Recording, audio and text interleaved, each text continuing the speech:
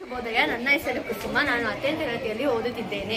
ವಿಶ್ವ ಜನಸಂಖ್ಯಾ ದಿನ ಜುಲೈ 11ರ ದಿನವನ್ನು ವಿಶ್ವ ಜನಸಂಖ್ಯಾ ದಿನವೆಂದು ಕರೆಯಲಾಗುತ್ತದೆ.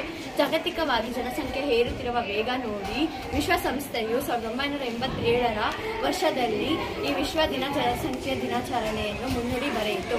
ಕೆ.ಸಿ. ಜಕರಿಯಾ ಅವರು ಬ್ಯಾಂಕಿನಲ್ಲಿ ಹಿರಿಯ ಜನಸಂಖ್ಯಾಶಾಸ್ತ್ರರಾಗಿ ಕೆಲಸ ಮಾಡುವಾಗ ಜನಸಂಖ್ಯೆಯು 5 ಶತಮಾನದ ತಲುಪಿದ ದಿನವನ್ನು ಸೂಚಿಸಿದರು.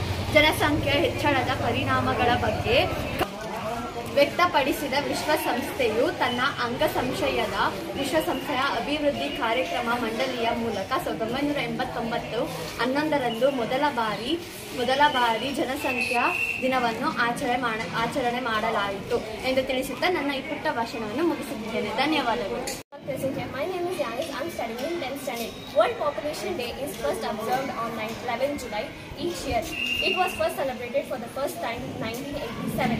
This day aims to increase people's awareness on various different types of population such as family planning, gender equality, poverty, mental health and human rights.